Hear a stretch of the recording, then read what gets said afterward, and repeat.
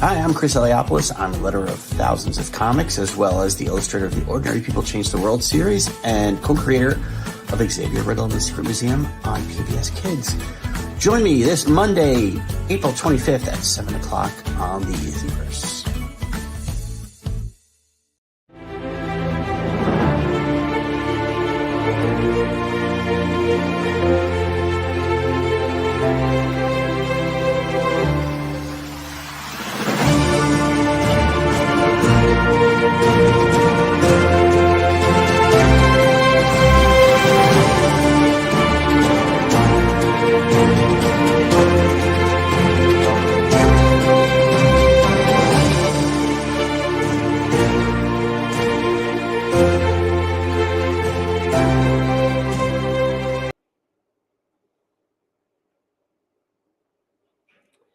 Hey everybody, welcome back to the IzzyVerse. If you're new to the channel, subscribe, hit like, and I know you're going to enjoy this episode. I have a great guest with me who's waiting in the waiting room.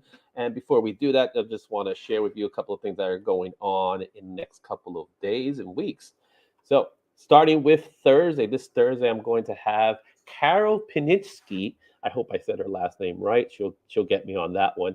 And she's going to talk a little bit about her book, Phantom into Cash, a geeky guide to turn your passion into a business. I've been reading this book in the last couple of days, and it's a fun read. It's actually a good read. It talks a little bit about intellectual properties and how to just get the word out on your book. So be on the lookout for that one. That's going to be this Thursday.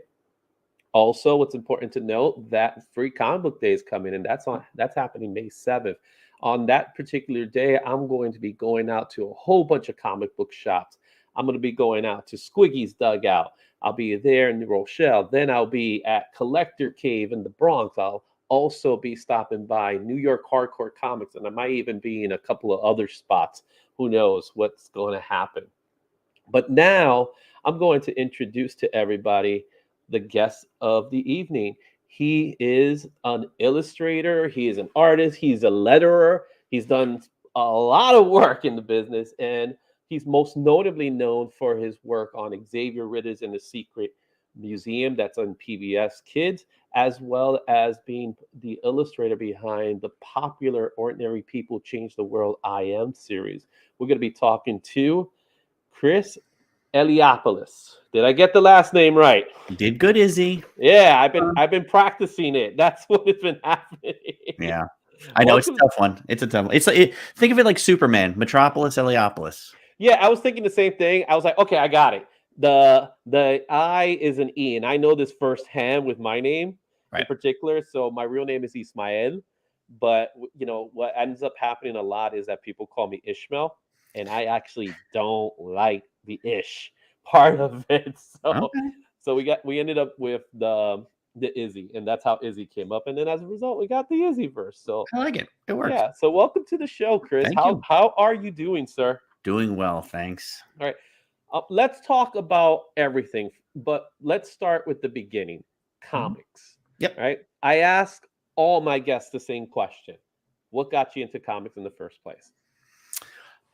Initially, when I was a really little kid, my father used to take my sister and I every Sunday to a local candy store, candy magazine shop.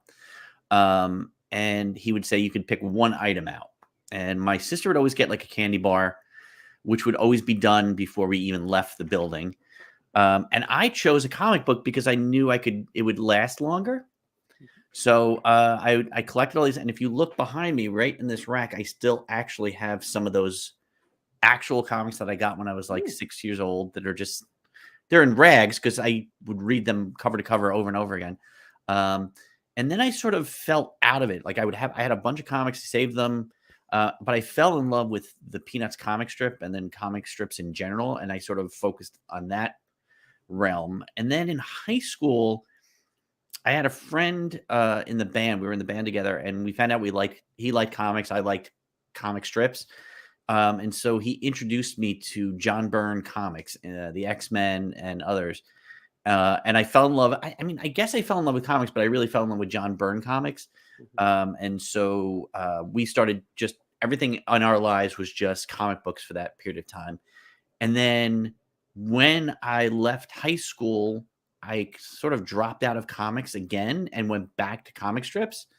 But I was in college for graphic design and advertising. And then in my last year, I had to get an internship. And while I had been taking a major in advertising, I had a minor in illustration. I took a course with Gene Colan, the world famous artist of Iron Man and Daredevil and Dracula. Didn't know who he was at the time, but he took us on a field trip to Marvel, and I applied for an internship, and I got the job. I got the internship. So I started there my last semester in college, and I was within 2 weeks of the internship starting, they were giving me freelance work. And instead of going to my college graduation, I went to Marvel to work. That's the dream, Yeah, it right? worked out well. So I was going to talk to you about that comic book rack there. Mhm. I've been trying to get my family to buy one. They keep telling me no.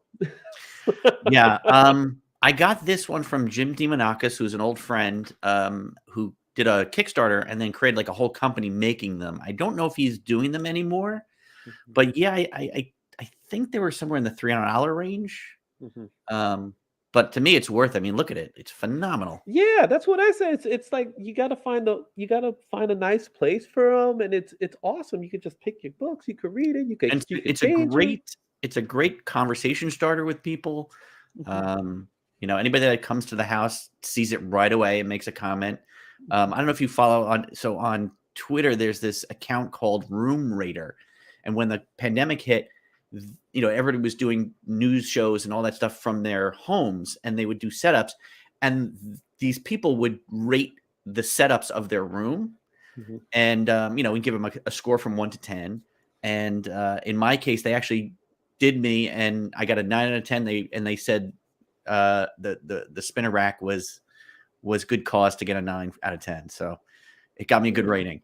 There you go. Yeah. That's gonna help me out. You see, I got Yeah. all these comics behind me, but this is really just a green screen. So I try, That's but so good. we could talk to the missus and see if she'll say yes to the comic rack. Give it a Right? shot. She's giving me the look. She's right over there. She's just Yeah. giving me the look right there. But if you guys Make want a to trade. donate, Tell her she get like a Gucci pocketbook if yeah, it you. doesn't work that way with her, unfortunately. She's not into that kind of stuff. Okay. Get her something Harry Potter related, maybe. Oh, there you go. We'll try something like that, but I don't think it'll Okay. work. All right. She's, even my daughter's like, no, dad. Aw.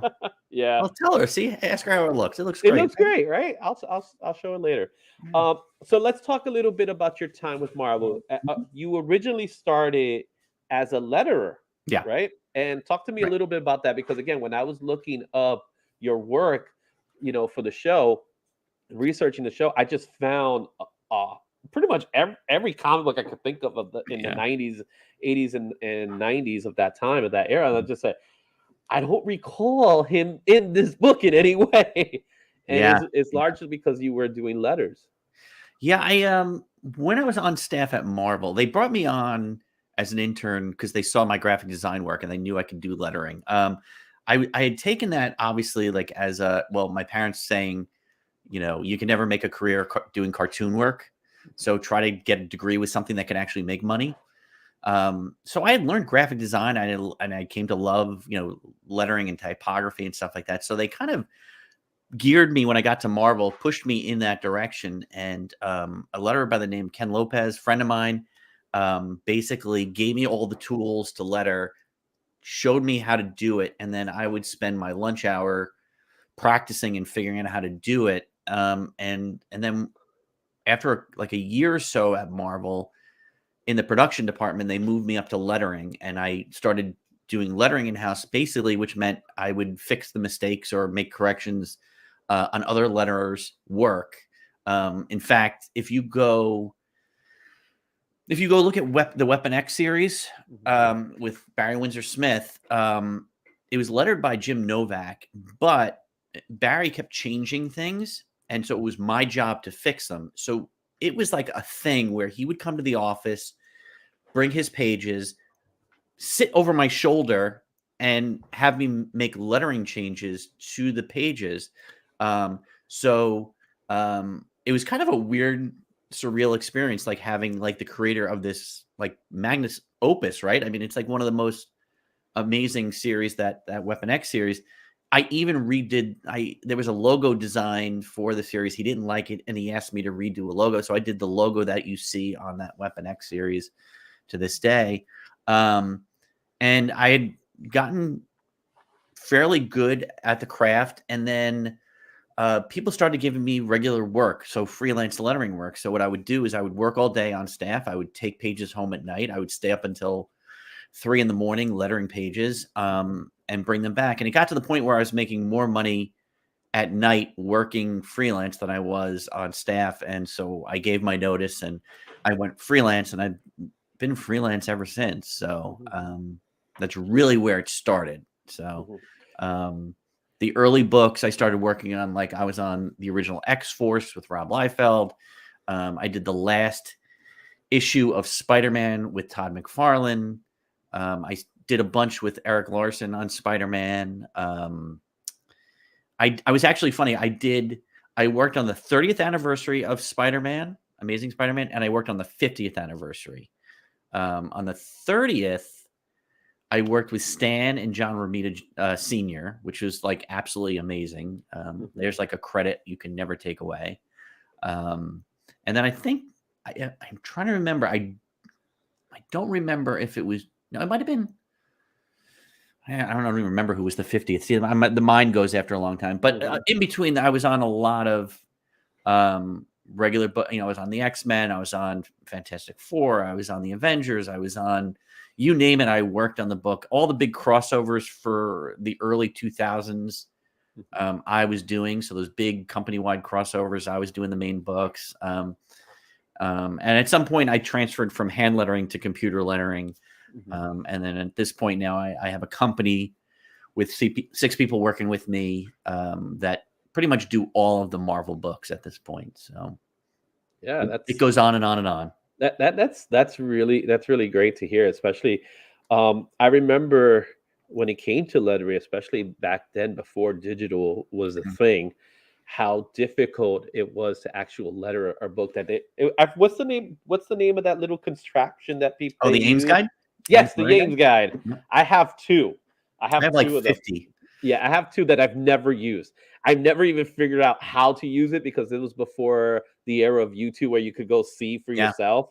So I had people standing over me. Like I literally had Ken Lopez and Mike Heisler, Jim Novak, Phil Felix, a whole bunch of these different guys just basically showing me the ropes, which was, I learned, like I said, I learned more in the first 6 months at Marvel than I learned probably my whole 4 years of college.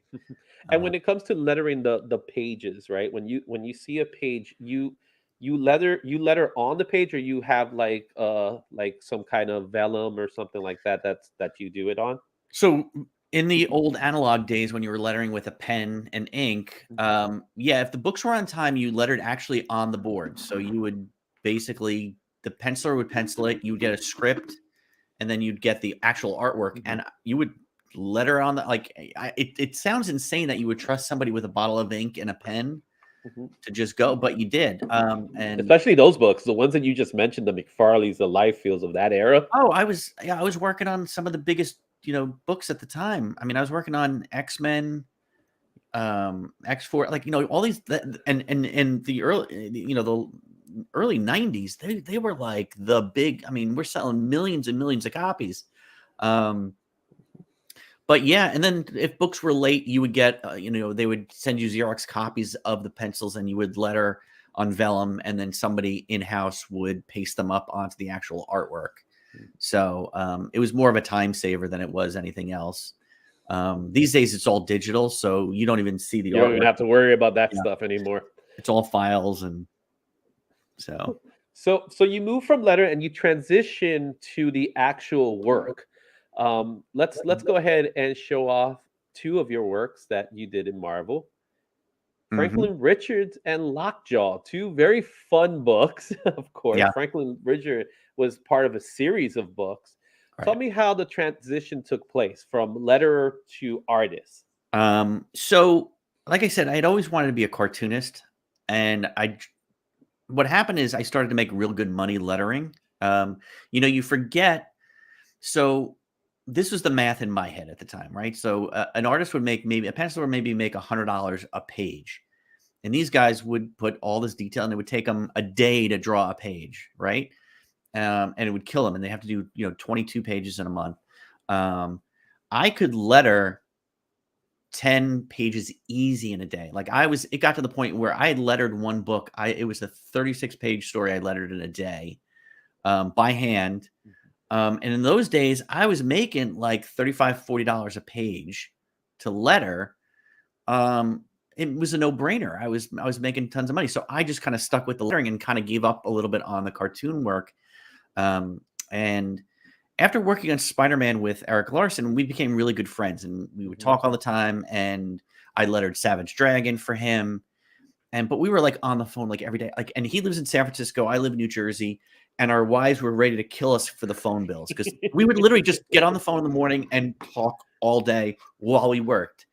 You don't have that problem today. Yeah, no. It's actually much easier. Now we just Zoom call or something. But and so I was lamenting to him that I wish I could do more cartoon work. And he just said, okay, you have 2 pages a month in Dragon, draw whatever you want, write whatever you want, go. And so I would do 2 pages a month. And, that's the big thing I teach or talk to kids and people about is, you got to just do it. Like, you have to set yourself a goal and a deadline and just keep doing it. You only get better when you do it. And it was horrible when I started, but I got better at it. And then eventually another friend, Judd Winnick, had recommended me for a job doing the Complete Idiot's Guide books. I don't know if you've ever seen some of those books. Like the Complete Idiot's Guide to Ancient. Yeah, I remember those books. They were they were the other versions of the dummies books, right? They were right, the Idiot's Guides, right? Yeah. Yeah. So they were in competition with each other. It was the same, whatever. So I did a bunch of those, and I got better and better on that. But then I'd always wanted to do some cartooning work. I had this idea, like my kids were young, and they were always messing up my toys. Like I was even like working on my computer one day, and my son came walking across the carpet, and he stepped onto my old Mac Tower and then put his hand on my keyboard at the same time, and it created a circuit, and it blew out my computer. And I said, wow, kids can just destroy every toy. Can you imagine if Reed Richards' son was real? He'd be destroying everything that Reed created. And so I'd been thinking about it. I was up in the Marvel offices. I was sitting in CB Cebulski's office, and they were just starting this Marvel kids line that they were doing. And they were trying to come up with books. He was telling me about it. I'm like, oh, I got a great idea for a book. And I basically just told him that pitch. Like, what if, Reed Richards' son was just got into everything and messed with all of Reed's cool stuff. And in the middle of telling him the idea, he got on the phone, and he was calling the VP of sales saying, "We've got another book for our line." So basically, that's how I started that book. So at that moment, your pitch just became a book. Yeah, literally, like he was just like, "Okay, we're gonna do it," and then they got a little scared because they were like, "How can we trust you, who've never done anything like this, on your own?" So they had me do a backup feature in a Power Pack series, um, and then they asked if they would have Mark Sumerak scripted for me because they weren't sure I could do that. You know, I mean, if you have to remember, at the time I was just a letterer to them; they didn't know anything of my work, and so they just tested me out and they loved it. They actually, people liked the Franklin stuff more than the main story. So they gave me a one shot to do, and that did really well. And so they just started going and going, and they kept giving me more and more to do. Like every time I finished one, they said, "All right, let's do another one." So I just kept doing them, and people seemed to really like them. And then eventually Mark left to go do some other work, and I just stayed on and did it myself for a while. And then I think it just kind of ran its course. My editor, Nate, left. And so it was left homeless for a while. And there wasn't a big champion for it in the office like Nate. So that ended. And then Nate, I guess at some point in that period of time, Nate had asked me, there was a series called Spider-Man Family. Yeah, I And remember that. And he was the editor on it, and somebody was supposed to do an 8-page backup, and they screwed it up. They didn't do it. And so he's like, "I need an 8-page story like now." And so I pitched him the idea.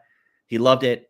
I wrote it, drew it in like, I want to say like a week and a half. Like it was just crazy. And then I sent it to him and it published. And they felt, and he said, "Okay, let's do another one. Let's do a full." I got a full issue. I got the lead story of a Spider-Man Family book, and then he said, "Okay, it's time to do the animals of the Marvel Universe." And I went, "Okay." And so he said, "Here's a list." He sent me a list of all the Marvel animals, the pets, and said, "Pick who you want and pitch me a story." And that's how Lockjaw and the Petavengers came around. Yeah, and the Pet Avengers are interesting because obviously DC has their version with the super pets, but the Yeah. Pet Avengers they came from actual like continuity stories, right? Lockjaw with the Inhumans, Right. Frog, right? Right. You have that character. Yeah. So all these characters are within the continuity of the story. Mhm. So when you ended up doing that book, where you obviously it wasn't a big deal whether it was in continuity or not, but were you thinking that way when doing it, or you just went ahead and you just said, "This is what I'm going for"? I, in my head, was thinking it was in continuity. Mhm. At the time, there was a whole storyline going where the Infinity Gems were missing, and then all of a sudden they were found. I forget the name of the what was that group with Reed Richards and Doctor Strange, and there was like the subversive group. I forget. Brian Was it had them going. I don't remember the. so? Was it? It wasn't the Secret Avengers or It was some like secret club that they all had. Like Namor was in. Defenders? Whatever it was, the secret Yeah. side. They also they had all of these gems. Oh, you mean the Illuminati? Illuminati. There you go. Okay. Yeah, they're a big deal today. Right. So I was kind of like, nobody ever told the story of how they got those gems back. Mhm. So in my head, I was telling that story. Like it was the pets that actually found them. That's perfect. And Marvel, I think, says that it's not part of Marvel 616 continuity. Mhm. But people used Frog Thor afterward. So I'm thinking there's something there. But it's up to them to decide if it's continuity. In my head, it was continuity. They can always retcon it afterwards. That's the approach to everything, right? That's Let's just Marvel. retcon it. Yeah, it's always, but it's all like that. You can always kind of sort of say it was another universe or something like that. So it's fine. Absolutely. That's fine. So let's talk a little bit about some of the creator-owned stuff that you have. Two in particular, Desperate Times, Mhm. and then we'll go with Cosmic Commando. So let's first talk about Desperate Times because when I was looking at those books, I see there's a lot of collaboration. You mentioned Eric Larson, so Mhm. Eric Larson did a lot of work with you when Mhm. it came to Desperate Times. So let's talk a little bit about Desperate Times. Well, that was the series that was in the back of Savage Dragon. It started there, and it was right around the Image boom where, like, they were, Eric was a publisher, like he was, one of the owners of Image, and he was just like, "All right, we're going to publish your book now." And so I started doing the book. The problem at the time was the first issue sold really, really well. But Image was a small company and they were still trying to figure things out. And they accidentally, on the second issue, they had gotten orders from the States and then orders from abroad. And they forgot to tally up the orders from overseas. And so when they were supposed to print, like, I forget how many copies it was, they wound up only printing like half. And so all these people thought that the book missed shipping. And, at that time, Image was kind of known as not making things on time. Yeah, I talked to Jim Valentino about that. He was saying the group books, never on time. The single books with like Savage Dragon, Spawn, Shadowhawk, they made their deadlines. It was the group books. So yeah. So, but even all the other books that were coming out were tended to be late or missed, like months. So people started to think that it wasn't coming out. And by the time because it's weird the way it works is the one book comes out and you already have to order the next book before that comes out. And then, so they're going, well, that second issue didn't even come out. I'm not going to order the third or the fourth because obviously it's not coming out. And so the sales kind of just plummeted really, really quick. So then I took it and self-published for a bit on my own, and it did fine. And then I'm trying to remember. I think I went back to Image, and they did a couple there, and then IDW picked it up and published like a big trade. It kept coming and going. It sort of was always like something that came and went. So really, what it did for me is it gave me a constant ability to get better writing and drawing. So it was a way for me to learn and grow and do better, and like a stepping stone to the next thing. Yeah. So, and let's go with Cosmic Commandos, right? That's the other book that I showed there. Yeah. Let's talk a little bit about Cosmic Commando. First of all, fantastic cover there.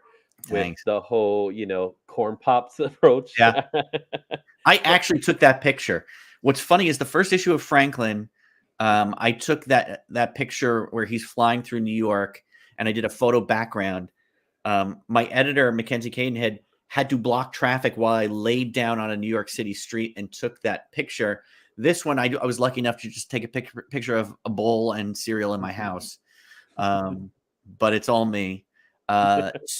So what happened was, I've been saying for years that we need to see more graphic novels for younger folks, out of continuity, something that you could hand to an 8 to 10-year-old and get them started reading comics.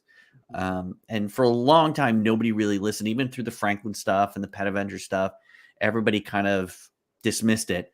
And I had started with Brad on the Ordinary People Change the World series, and I talked to my agent and said I wanted to do this, and I gave her this pitch. I literally wrote and drew up 50 some odd pages of this story, did the cover, put it together as a pitch, and then she shopped it to our publisher, who really loved it and offered me a deal. And so I was able to do this book and then a sequel called Monster Mayhem. So they're two graphic novels. It's basically the story. The first one is these two brothers are identical twins. One is friendly, outgoing. The other one just doesn't want to be a twin. He keeps telling his brother, I don't want you to look like me. Stop looking like me. But they both love video games. And the one nasty kid, based on my twins, by the way, finds this magic ring that brings the video game to life in the real world. And so he has to learn how to beat it like you would a video game until he gets to the final boss. And he can't seem to defeat the final boss. And only realizing that he needs to do to have a teammate is he able to defeat the final boss, and that's his brother. And so he puts aside his his nasty feelings for his brother, and they team up and they win the day. And they grow from it. And it was funny. I did this book as a lesson to my kids, who they both love video games. They were really like this. My son Jeremy was sort of difficult and grumpy at the time, and Justin was always trying to be his brother's best friend. And I was like trying to tell him, if you just work together, things would be better. And I will say, for some reason, the book worked because they're like best of friends now. Yeah, same thing with my girls. My girls were not close with each other, and then Yeah. they're like now they're almost inseparable sometimes. So Yeah. it takes time. It Yep. takes time for them. Yeah. So it was good. And then just as a thing, because I used to love to see this in movies, and like, you go to Back to the Future, and at the end of the movie, you think it's over, and then Doc shows up with the car, and you're like, there's going to be another adventure, and he flies off, but it was just sort of a tag. I did that for this book, where somebody, like, the ring falls away and he loses the ring, and somebody else picks it up. Mhm. And then so my editor's like, why don't we do a second one? And so I was like, great. And so I did a second one called Monster Mayhem, where it's this little girl who likes to do engineering and loves kaiju movies. Mhm. And so she wishes she were in a kaiju movie and it comes to life. So she has to figure out how to save the city from these ravaging monsters. So those were my two like graphic novels that I did. Well, just to let you know, a question did come into the chat. Sure. And that question is, are you going to make the third one? I really, really want to. The problem is they take a lot longer for me. And I have I can't really talk too much, but I have like other children's books I'm doing right now. And they don't take as long, and they pay much better. So, well, speaking about the other children's books, you yes. did mention it, but one in particular that has blown up, really, that's the best way of putting it, is the one book that we're going to talk about right now. And that is, and let me just take this off here so we could actually see it. The Ordinary People Change the World. That's the books. Those are the books that they spawn. I use the word spawn, right? I was telling my wife, what's a better word than use spawn? But they really did. They were phenomenal books. You work these books off with your writer Brad Meltzer, who we got a chance to meet. That's how you and I met. We met in the book signing over in Manhattan a few weeks ago. Now it's a couple of months now. It feels like. Yeah, right. It's been a while. These books are great. My wife bought a few of them. She loves the books.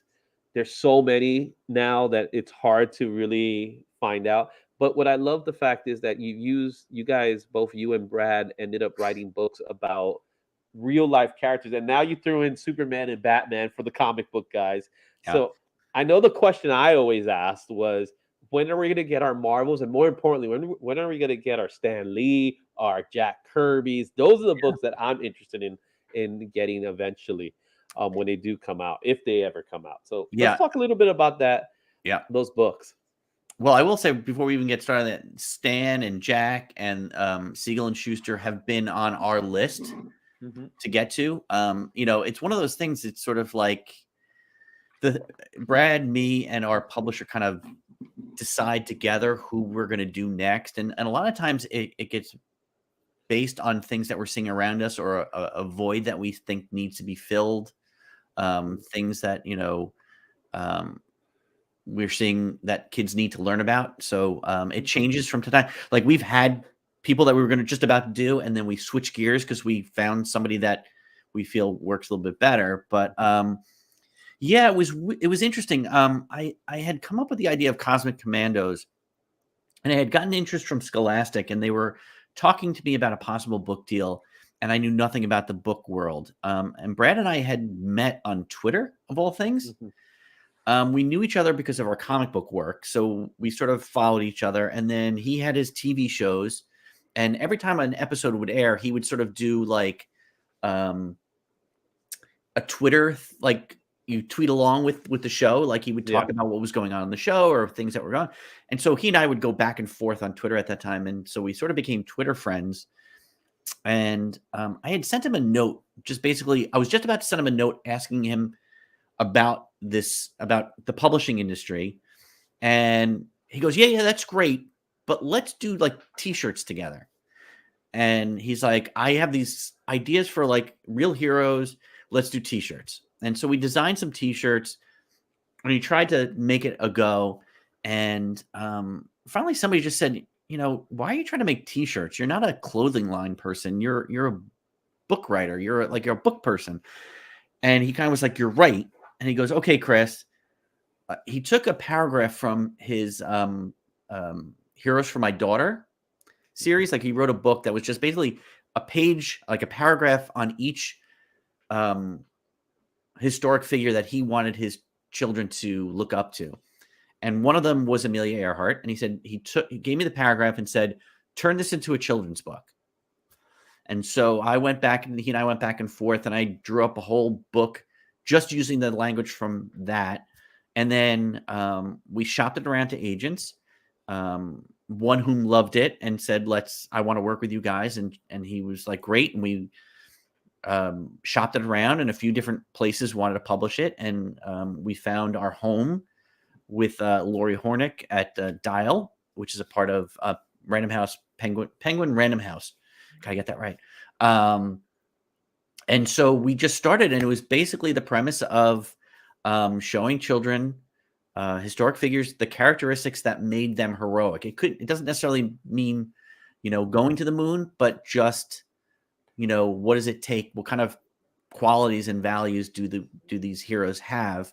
And so we started with Amelia Earhart and Abraham Lincoln, and then we went on to Rosa Parks and Albert Einstein and Jackie Robinson. And so we've been doing really well. People seem to really love them. The premise of the series is that the figures always stay as children throughout the book. They don't age in the book. And people always ask why. And the point is to show children that all of these figures used to be kids at one time, mm-hmm. and that they have it within themselves to be this heroic and the ability to change the world. So they always stay young, but they sort of have that iconic look of the characters. Mm-hmm. And that's why Albert Einstein's got a mustache. It's really like, it's, as kids today, with social media, they're avatars for that figure that a child can relate to. So we're up to I'm working on, I think, the 30th book in the series. Yeah, I was going to ask you, how many books have there been? And it's like, it's been so many now, it's kind of hard to keep track now. We've come out with 25, 24. It got messed up because of the supply chain problems. We had to delay one of our books. But as it speaks, I think we're at 24. And then this June we have I Am Dolly Parton and I Am Pei, the Great Architect. And then in September we made a deal with DC Comics that we're going to come back to our comic roots and do I Am Batman, I Am Superman, and then eventually I Am Wonder Woman. There they are right there, those two. Yeah. I love the Batman one. The Batman one is like, thanks. So it obviously Batman the Animated Series inspired. Totally homaging them. Totally ripping them off. But yeah, it's sort of again, with comics, we've talked about this in the past where a lot of them these days aren't accessible to children. The continuity, the language, the violence, whatever it may be. And we wanted to show parents and children that these heroes are amazing and give them something that they can read with their children and bring back that love of comics to these young kids and maybe, reignite the main comic book worlds, the universes. So that's awesome. Anything to get kids into comics. Yes, that's what I said, right? Yeah, and these are very comic-like. I mean, I did a lot of panels and a lot of continuity, not continuity in the sense of like, whatever, but in terms of panel by panel stuff. So, hey, Bree. So Bree's asking, what's your favorite IM book? So, it's funny. When we first came up with these, Brad and we came up with a list of the figures that we wanted to do. And on my list right from the get-go was Walt Disney and Neil Armstrong. and everybody kept putting it off. We eventually got to do those, and those two are two of my favorite. But I will say my favorite is I Am Anne Frank. It was a hard book to do. When we agreed, we basically said, we got to do this. It's going to be difficult. How do you talk about the Holocaust in a children's book? It's a difficult subject.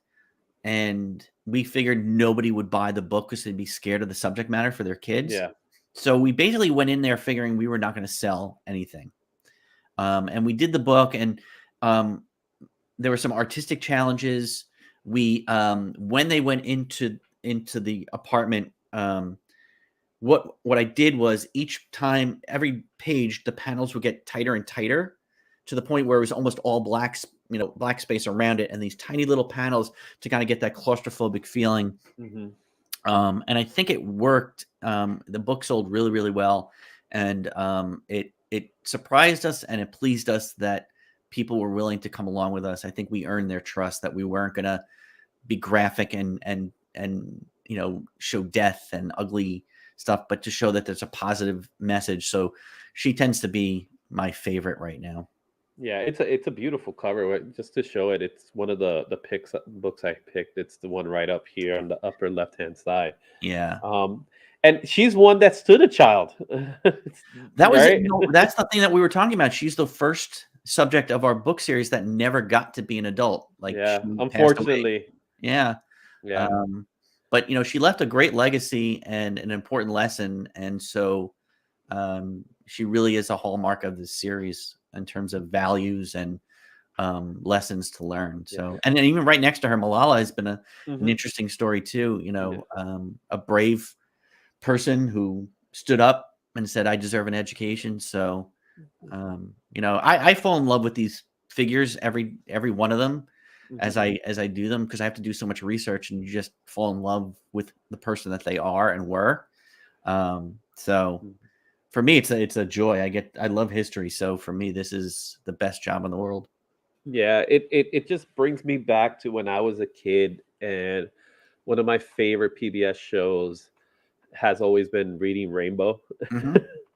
Always watching it and then having the kids doing the reviews of the books. Yeah. I could always imagine these books being front and center, kind of like the Arthur books were back then. So this is the same thing. It's before we get to talk a little bit more, because I did mention PBS, which is a transition to another part of it.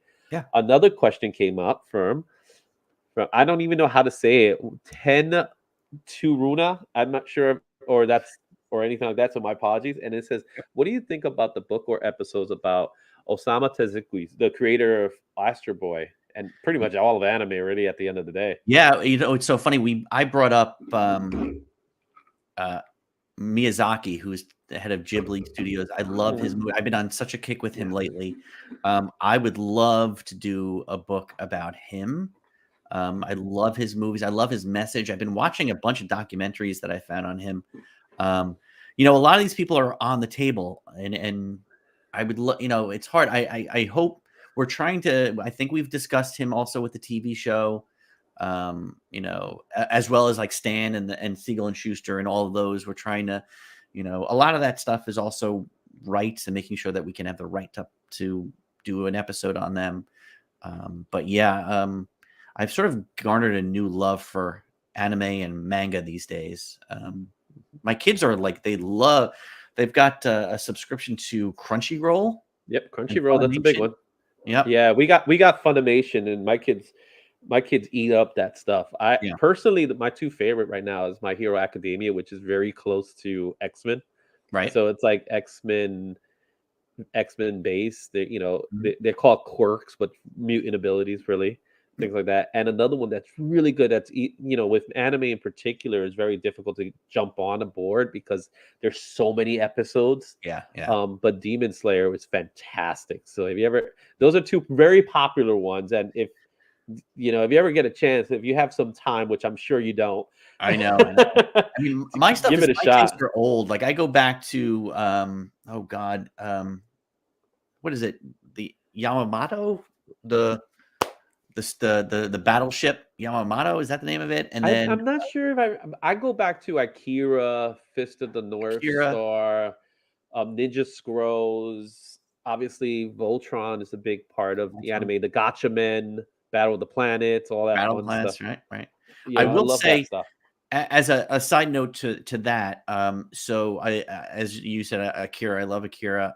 I actually worked on a couple of issues of the Marvel version, the reprint of Akira. I lettered a couple of issues, and even back on my rack, when I was doing it, Katsuhiro Otomo came to visit the Marvel offices, so I got to meet him, and he signed a comic for me. So I have a signed Akira Nice. comic back there. Bidding starts at And that's the great thing about comic book artists and writers is that we're fans first and foremost. We're yeah. not we want to read stuff, we want to see stuff, and we love to look at it. We love the Um, industry. I mean, like I yeah, said, that's why we're doing the Superman Batman, is because we absolutely love comics and want to share it, want to scream it from the mountaintops. yeah, absolutely. I love my comics. So Yep. let's go forward because the I Am book series were huge and it led to you know Hey, there's Xavier me. Riddle. You see me up there? Well, let me see. I'm trying to find you. Oh, there you are, right Yep. above the little girl. I don't watch the show, obviously. My kids are a little older than Yep. that, but I know that's Brad. Well, it's funny. He had to be a character in the show. There's a picture that they go through. It's Brad on there. We hide because in the books I hide a bunch of stuff. Like the theme is always like hiding Easter eggs. So when I was even doing the initial pitch, I had drawn Brad into the book, and he didn't even notice it for like 3 weeks. And finally I was like, dude, Really? I had a picture. It was a scene where she was a photographer. Amelia Earhart was a photographer, and she was taking a family photo. So I did Brad, his wife, and his 3 kids getting the photo, and he didn't notice. How you don't notice a totally bald man getting a picture taken? I can't figure it out. And so finally I pointed out to him, and he was like, oh, wow, that's a funny idea. We got to do more of that. So we hide things within the show. We hide things everywhere. So my one thing is I'm hidden there. And then the other thing that relates to me is like I said, I have identical twin boys that I did Cosmic Commandos, and I put them in every single book, and they actually appear in every single episode of the show. But yeah, so this one, I don't know if you want to hear the whole story of how this got Yeah, started. let's definitely want to hear the story about Xavier Riddle. I'm yeah, sure a lot of the people that are watching this live and in the future want to hear about the Xavier Riddle story. so Brad is always a go-getter. He's always on to the next thing. Like we were doing the show, he wanted to have a TV show. And he got some connections to some people up at PBS as well as some other networks, but PBS mostly because we grew up, he and I both, we were like similar lives, like our lives were very similar growing up, and we both grew up on PBS. I literally went to go visit Sesame Street when I was 10 years old. I was on the set. I loved Electric Company. I love those old shows.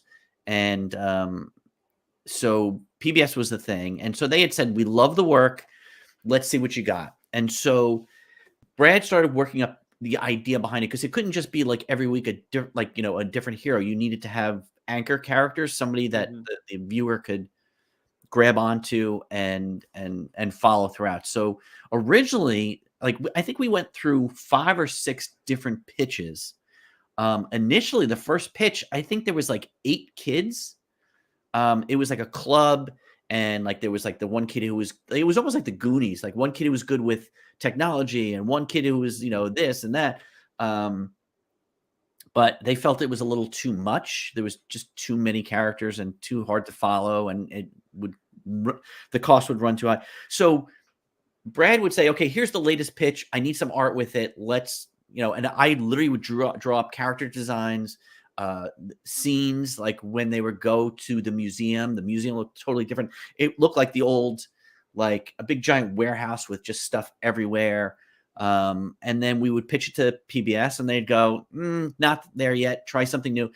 But Brad would call me at like 10 o'clock at night and go, we got to come up with a new pitch for tomorrow. You need to draw this now.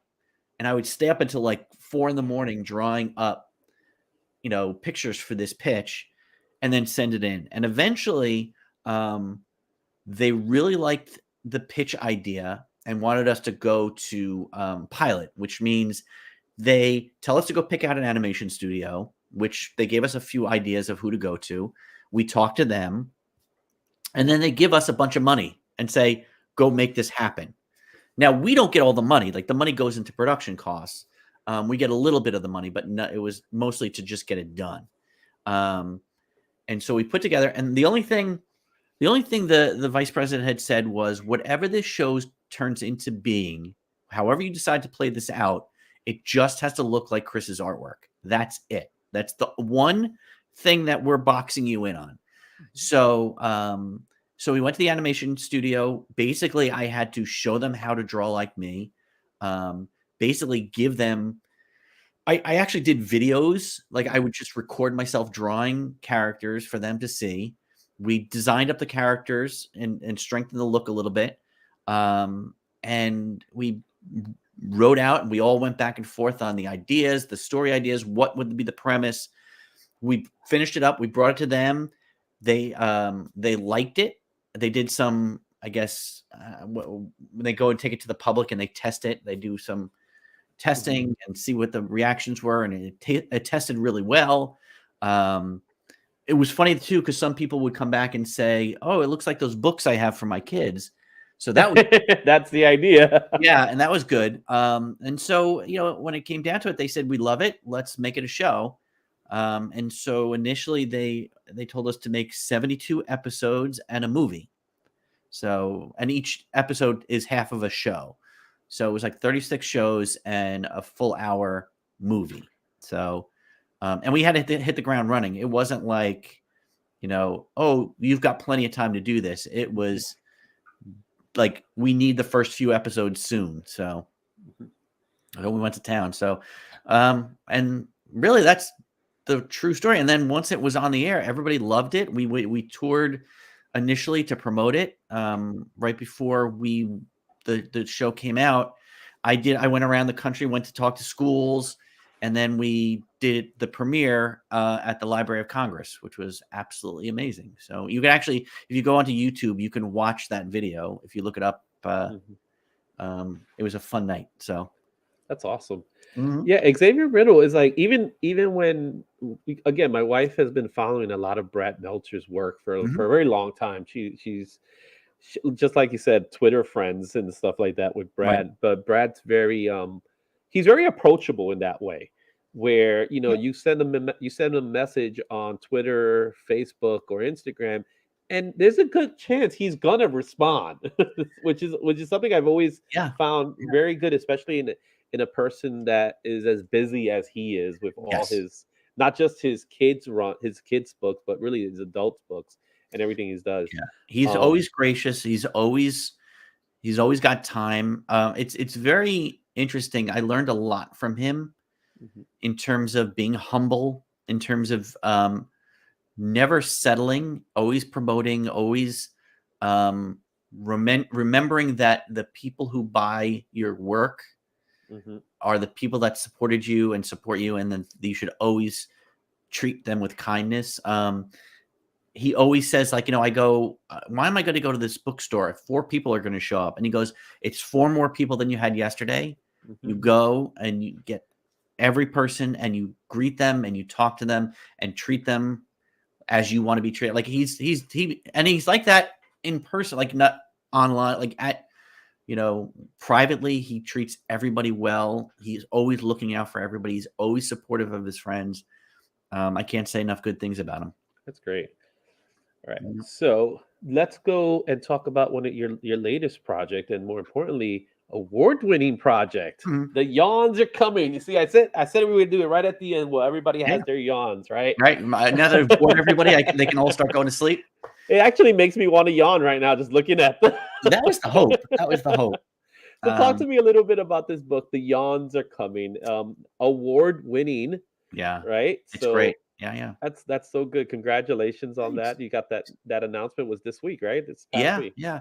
Yeah, it's funny. I had done a couple of the graphic novels, but I'd always wanted to do picture books. Like that was sort of like one of my goals in life. And um, I had talked to my agent, and she said, "That's great. I'd love to see you do picture books." I had come up with a couple of ideas. I'd sent it to her, and my agent is really good in that if she thinks something doesn't work, she's not going to pull punches. And she's like, "Nope, that's not working. I can't sell that." And so I was like, wow, okay. So when she says something is good or she likes something, I know she's being honest. And so one day I was, of all things, getting my hair cut, and I was yawning like crazy. I was tired. I was working like crazy. And I started yawning, and I said, "Oh my God, the yawns are coming." And for some reason, it clicked in my head that the yawns were like these creatures coming to force me to yawn. And I was like, "Oh my God, that's the book idea." And when I say I literally got home, sat down on my couch, and just wrote up the whole story in one sitting, just like that. I drew it up. I sent it to my agent, and she's like, "This is the one." And we sent it to my publisher, who loved it and bought it. And before it even came out, we were having a meeting. We were having a meeting in the office up there to talk about the Ordinary People books. We were doing a marketing meeting, and so Brad was going to be in, and I went to lunch with my publisher, my agent, and the vice president of Penguin Random House Kids. And we were talking about the book, and they were like, "We really love it, and we want to promote it, and we want to do all this stuff for it, blah, blah, blah." And I said, "It's great. I hope it really does well, because I have the idea for a sequel. It's called The Giggles Are Coming." I saw that. And they were like, "Oh my God." And like, "What is it?" And I'm like, "Well, it's like, first day at school. You're supposed to be really nice." And I remember always in moments when you're supposed to be serious to start laughing. Like everybody has to feel like they laugh at a funeral. You laugh like when you're not supposed to, and in class, you're not supposed to laugh. And so I said, these two go to school for their first day, and they're, trying not to giggle. When I got home that day, I had an email with an offer to buy it, which was great. And so before even this book came out, I had another book. But so this book came out, but the problem is it came out right on lockdown, right when we all locked down in 2020, I guess. And so all the bookstores were closed, and nobody could get their hands on this book, right? Like Amazon was kind of doing their job, but it wasn't crazy. And then Amazon has like this book club, or this thing that like a box set they give out, like it's one of those things where you like a bunch of different items and different books, and they put it out, and they put this book out there, and it took off. I guess word of mouth kicked in, and everybody started to pick up the book, and so it started doing really, really well. And then this week, like you said, so Cosmic Commandos a couple of years ago was on this list. It didn't win, but it was like in the top 5 or 4 or something like that. But then, it's amazing because it's all of Florida. It's all of the students in Florida voting on this. So it really meant a lot that they loved it. So there's this, and then the Giggles Are Coming is the sequel to this one.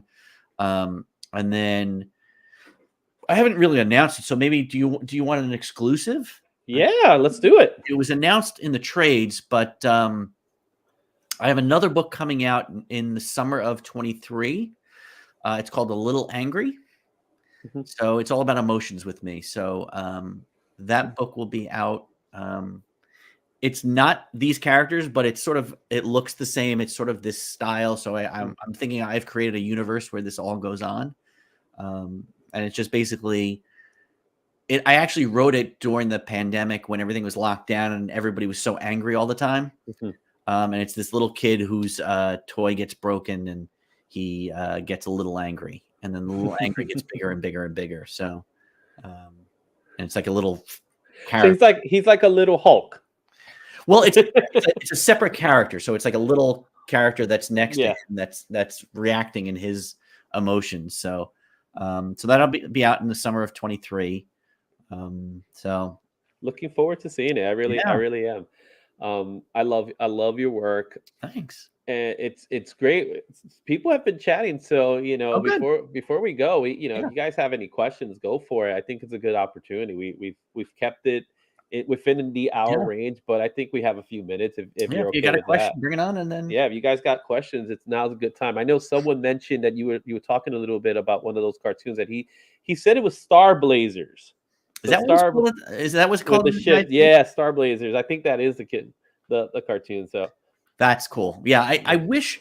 It's funny. There's a couple of if in this right there in this little space in my cabinets, I have these little Eagle Moss Star Trek ships, and then I have a Viper and a Cylon Warrior in there, and then I have an Eagle from Space 1999.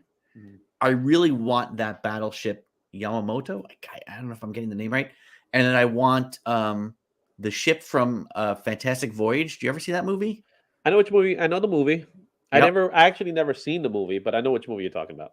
So those are the ships I want made. So, but yes, that was I as a kid I loved that anime. So Yeah. that was Yeah, and the amazing. you mentioned Studio Ghibli. Studio Ghibli stuff is amazing. Yeah. Being that they're now on HBO Max, you can see a lot of them there, Yeah. which is fantastic. And again, talking about my wife loves Studio Ghibli Yeah. and all the work that's done there. There's a couple of documentaries if she's interested on. Yeah, I'm sure. I'll bring them up too. I'll definitely bring them up. They're on HBO Max Plus, whatever. Yeah, it's Max. It's Max. Yeah, the plus is a Disney thing. Right. So And an Apple thing, right? yeah, it's an Apple thing. Yeah. Oh well. Right. A lot of people didn't understand why it was called HBO Max, and then for me, it was like it's obvious it's HBO and Cinemax, but no one's talking about the Cinemax part of it. Right. So it's weird. Okay. Right. Like okay. Yeah. A question I had for you when we first met, your art style reminds me a lot of someone else, Mhm. and apparently he's another Chris. So Chris Garuso, you heard of him? Giarusso. Yeah, G-Man, right? Yep. To the point that one of my friends even left a comment on one of the videos saying, "Yeah, G-Man's like that's the wrong Chris." So you two are the first two Chris's in comic books besides the Chris's from the MCU, Right. But Yeah. have you ever talked to him and things like that and looked Have at I each ever other? talked to Chris? Chris and I go so far. Well, he used to be in the Marvel bullpen. Mhm. So he goes back in those days. So I knew him that there was a group of us from Marvel and Wizard Magazine. We would get together and play football all the time for years. So Chris would come out with a bunch of other guys and we'd go play football. And so, yeah, no, I've known Chris for years. He was a Savage Dragon fan as well. Eric Larson and him are buddies as well. So we're all friends. Like Chris is phenomenal.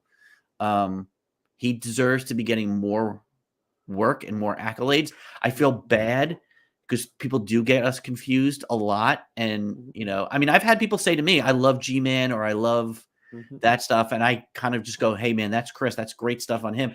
But it must kill him that, like, it's always just like, I love the I Am series and all. And he's just got to be like, no, so. And because your styles are very similar, like very close to each other. We're very influenced by Peanuts. Yes, So exactly. there's like that Peanuts, love. Calvin and Hobbes, that kind of style. So it's very, as you mentioned earlier in the show, the comic strip approach, right? That's very comic strip. Yeah. So when you look at the two of you, the closest comparison I could do with comic books is kind of like the Art Adams, Ryan Stegman of it all. But the difference is Ryan Stegman, he loves Art Adams, but with you two, you guys came across at the same time.